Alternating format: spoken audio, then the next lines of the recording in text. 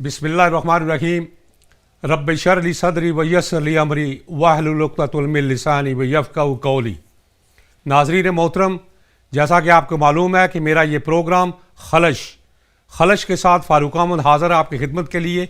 ये मेरा प्रोग्राम हर जुमे की शाम को 6 से 7 बजे तक होता है। आज का ये एक एक्सक्लूसिव प्रोग्राम है, इसलिए कि आज एक बड़ा ही ज़रूरी दिन है, एक बड़ा एक्सक्लूसिव दिन है। आज यहाँ यूके के अंदर एक भूचाल सा आया हुआ है। यूके की सियासत के अंदर भी भूचाल है और अवाम के अंदर भी एक भूचाल सा आया हुआ है। उसी नज़रिए के तहत हमने ये सोचा कि आज का ये स्पेशल प्रोग्राम इसी मौजू पे रखा जाए, लोकल इलेक्शन और प्राइम मिनिस्टर जनाब केयर स्टारमर का फ्यूचर। इसी मौजू के साथ मैं आपकी खिदमत में हाज़िर हूँ।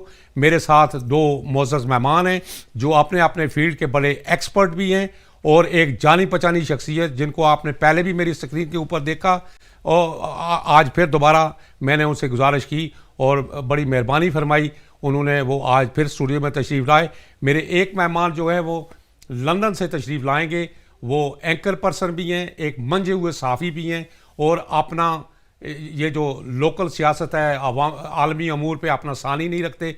उनके अपनी चूँकि गुनागूं मसरूफियात हैं, बड़ी मुश्किल से उन्होंने मेरे लिए टाइम निकाला। मैं उसके लिए उनका दिल की अथाह गहराइयों से मशकूर हूँ, ममनून भी हूँ। मेरी मुराद जनाब शिराज खान साहब, दी एंकर पर्सन एंड मशहूर सहाफ़ी लंदन। अपने प्रोग्रामों के दौरान आपने उनको अपनी स्क्रीन के ऊपर देखा भी हुआ है। मेरे दूसरे मेहमान स्टूडियो के अंदर जनाब सैयद मुआरफ शाह गिलानी साहब, MBA हैं, आलमी अमूर के माहिर हैं और आलमी अमूर पे भी बड़ी नज़र रखते हैं। ख़ास तौर पे लोकल इलेक्शन के ऊपर भी इनकी बड़ी निगाह है। ये शाह साहब ख़ुद भी चूँकि एक मरतबा यहाँ लोकल इलेक्शन लड़ चुके हैं, तो मैं इस मौके पे आपको शाह साहब अस्सलाम वालेकुम कहूँगा। शाह जी, क्या फरमाएंगे आप? आज का ये जो रिज़ल्ट आ रहा है, इसके ऊपर मैं थोड़ी सी रोशनी डालने की जसारत करूँगा कि ये जो एक गंभीर सी सिचुएशन बनती जा रही है। रिफॉर्म यूके पार्टी ने एक, आप यूँ समझ लें कि स्वीप किया है। 1000 से प्लस जो सीट है वो उन्होंने गेन की हैं और लिब डेम की 645, ये आखिरी इतलात आने तक जो मैंने आधा घंटा पहले ये नोट किया था, लिब डेम की मोर देन 645 सीट है, लेबर की 618 सीट है।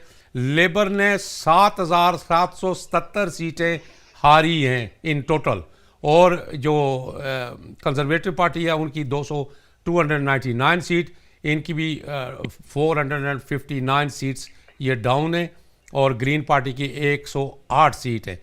तो इसमें आप क्या फरमाएंगे कि ये आप जो सिचुएशन बन गई है लोकल इलेक्शन में, तो रिफॉर्म यूके ने एक भूचाल पैदा कर दिया है। आगे आप क्या देखते हैं कि आगे आने वाले जो इलेक्शन हैं, जनरल इलेक्शन जो 2 साल बाद ड्यू हैं, उसके अंदर यही अगर हाल रहा तो यूके रिफॉर्म तो एक क्लीन स्वीप करेगी? जी शाह जी। बिस्मिल्लाहिर्रहमानिर्रहीम, नहमदुहु व नुसल्लिमु अला रसूलिहिल करीम, अम्मा बाद फ़ाऊज़ु बिल्लाहि मिनश शैतानिर रजीम, बिस्मिल्लाहिर्रहमानिर्रहीम। बहुत बहुत शुक्रिया फ़ारूक साहब, आपने अपने प्रोग्राम में मुझे मदऊ किया। मैं जब सुबह उठा तो मुझे उम्मीद थी कि जो रिज़ल्ट आपने अभी अनाउंस किया है वैसा ही होगा। उसकी वजह यह है कि अब तक 1053 सीट्स जो हैं वो जीत चुकी हैं रिफॉर्म, और जो लिब डेम हैं उनके 624 हैं, और जो अदर्स पार्टी हैं जैसे उनमें जो बाकी लेबर है उसके तो 548, यानी वो तो अपनी बहुत सारी सीट्स जो है वो खो चुकी है। तो मैं यहाँ पर मुझे कोई हैरानगी नहीं थी, मुझे पता था, क्योंकि जिस तरह की जो हवा चल रही थी या जो लोगों के अंदर जो जिस तरह की वो उनके अंदर गम गुस्सा या जो चीज़ पाई जाती थी वो उन्होंने लामहला उसका जो इजहार किया और वो पोलिंग के थ्रू किया। तो एक तो ये बड़ी हमारे लिए बड़ी परेशान कुन बात है।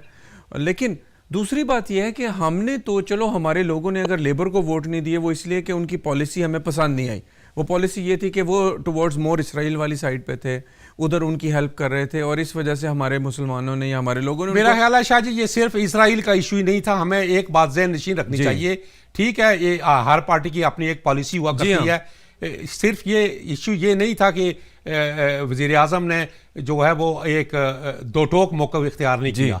इशू और भी बड़े थे। इशू ये था कि वज़ीर आज़म साहब की ने जो डिसीजन मेकिंग उनकी जो है वो उनके अंदर जो एक सलाहियत होनी चाहिए, ये लोगों का एक ख्याल है कि ये वज़ीर आज़म साहब जो हैं ये एक तो ट्विस्ट मारते हैं, यू टर्न भी लेते हैं और ऑन स्पॉट डिसीजन नहीं करते। उनके अपने और बड़े मसाइल हैं। और पीटर मैंडलसन वाला मसला था, उसके अलावा कई 3 या 4 लोग अपने चीफ ऑफ स्टाफ को निकाला, दूसरे को निकाला। और ख़ास तौर पर जो उनकी ये जो इकनॉमिक पॉलिसीज़ हैं, जो माशी इस्लाहात हैं, उसके ऊपर लोगों की बड़ी रिजर्वेशन थी। तो मैं आपसे माजरत चाहूँगा, हमारे साथ चूँकि शिराज खान साहब वहाँ मौजूद हैं, लाइन पे हैं, ज़रा चूँकि दूर बैठे तो मेरे मेहमान हैं। पहली दिन बड़ी मुश्किल से मैंने इनसे गुजारिश की वो आए, वो ये ना महसूस करें कि मुझे लाइन पे बैठा दिया।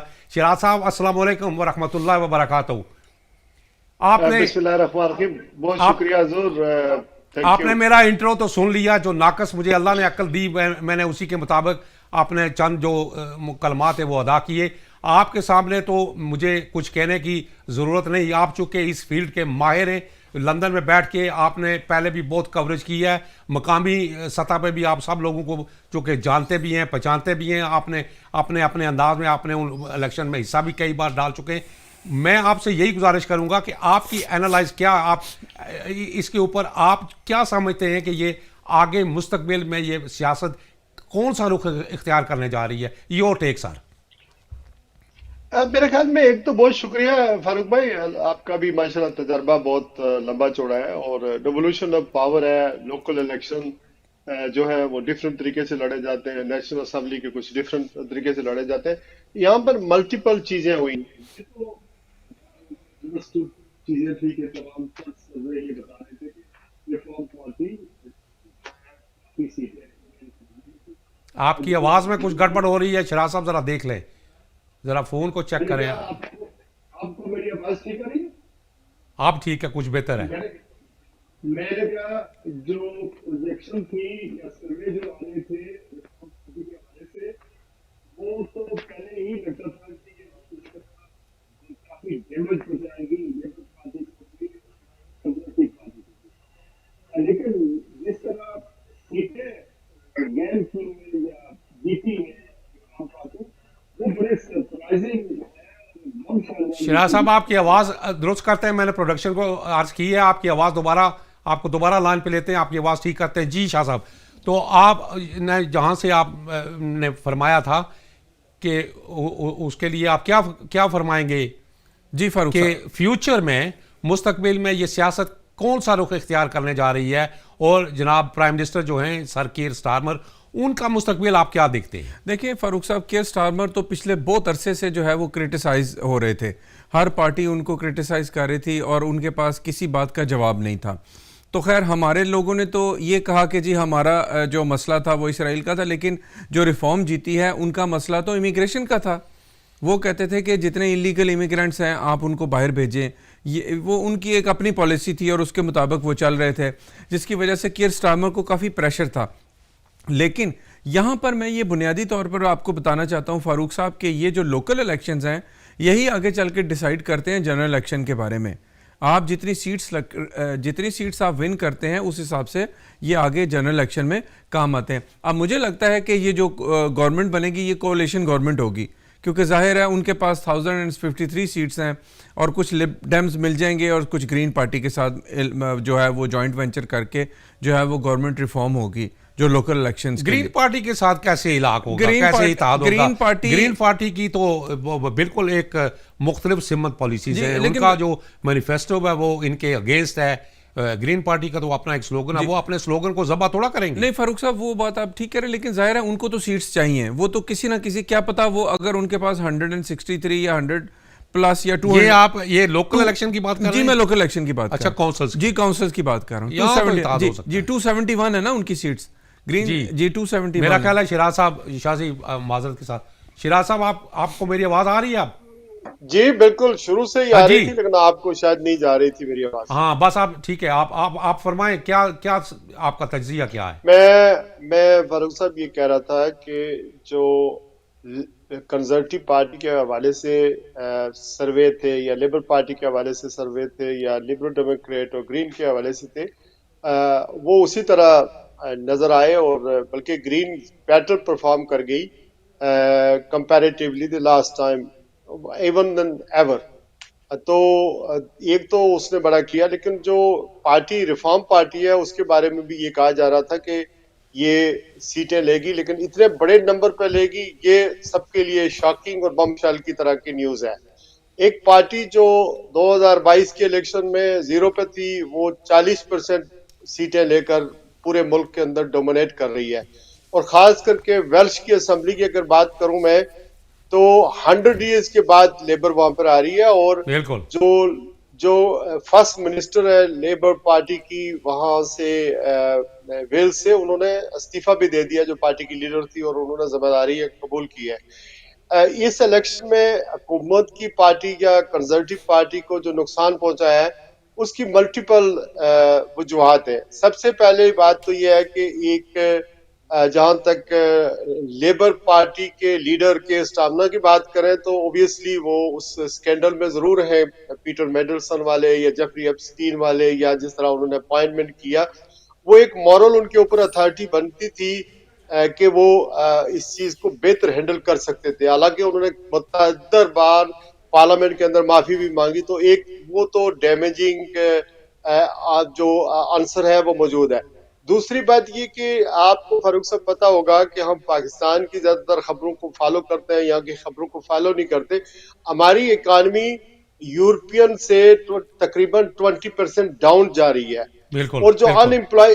जो अनएम्प्लॉयमेंट है, यानी कि आपके समझें कि एक तो कोरोना की वजह से जो हमें डैमेज पहुंचा था, वो इकानमी वापस नहीं आई। दूसरा, हमने जो कि 2016 में एक रेफरेंडम कराया, और उस रेफरेंडम को यही नाइजल फराज साहब थे, यही डेविड कैमरॉन थे, इनकी की बातों में आकर हम यूरोप से तो अलग हो गए, लेकिन वो इकानमी जो जर्मनी की है, बाकी ममालिक की है, वो तो रिकवर करके उनकी स्ट्रांग है।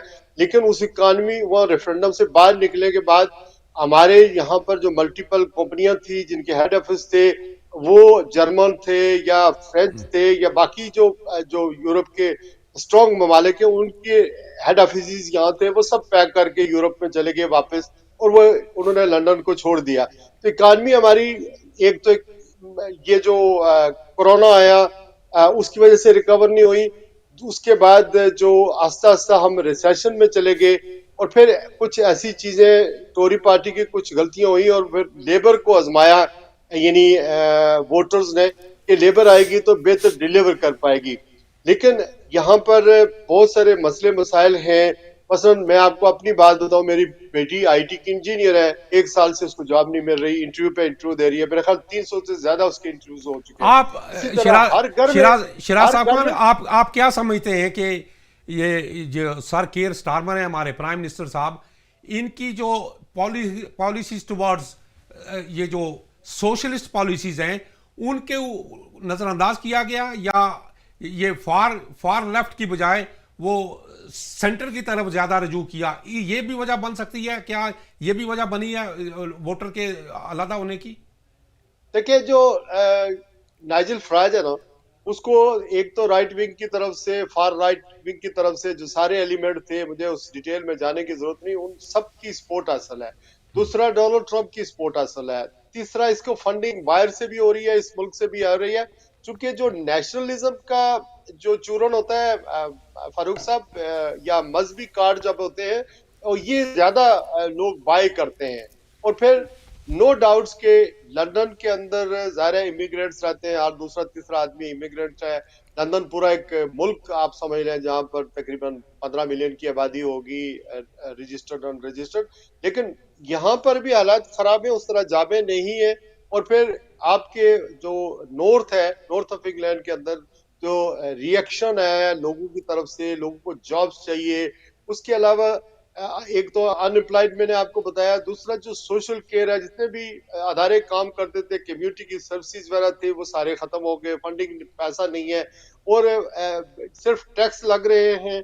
लेबर पार्टी इन ए वे गरीब की पार्टी समझी जाती है, लेकिन एट लार्ज जो वोटर है, एक तो वो नेशनलिज्म और नाइजल फराज के वो सुहाने ख्वाब एक तरफ है, और जो कार्ड खेला जा रहा है रेसिज्म का और उस तरह का, और एंटी इमिग्रेशन जो नैरेटिव उन्होंने बिल्डअप किया है, और फिर ये कहा है कि टैक्स में काटूंगा, उसके अलावा अपने लोगों को यहाँ पर ज्यादा जॉबें देंगे, इसी तरह ब्रिटिश झंडे वगैरह उन्होंने लगाए यहाँ पर यूपी के अंदर। शिराज साहब, और फिर दूसरी बात शिराज साहब, ये कि ये आप कहते हैं, लाइन पे रहे।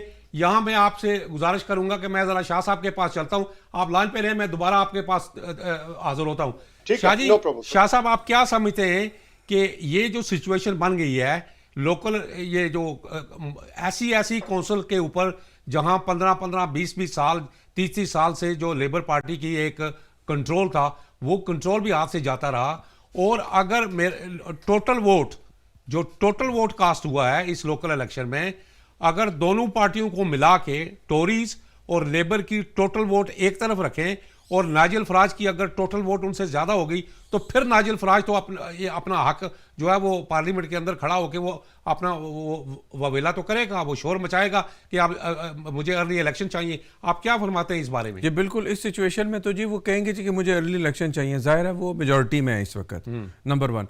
नंबर 2 बात ये कि फारूक साहब देखिए, हमारी जितनी ये जो लेबर की जो थी सीट्स जिनमें रेडिश हो गया और ये टैमवर्थ, इनकी 17 सीट्स थी, इन्होंने 16 सीट्स लूज की हैं, 1 सीट, यानी वहाँ से भी इनको बुरी तरह जो है शिकस्त का सामना करना पड़ा। तो ओवरऑल इनकी तो बहुत बुरी कंडीशन थी। आखिर में एक बड़ा कार्ड प्ले करने की कोशिश की थी कि स्टामर ने, कि जब उन्होंने कहा कि हम ईरान में अपने नहीं भेजेंगे कोई जहाज़ या कोई हेल्प करने के लिए, तो वो ये शायद हमदर्दी आखिर में वोटिंग के सिलसिले में हासिल करना चाहते थे, लेकिन वो भी नाकाम रहे उसके अंदर भी। तो ये एक बहुत बड़ा, अब इनके लिए, लेबर के लिए, लेबर गवर्नमेंट के लिए एक बहुत बड़ा अलमिया है।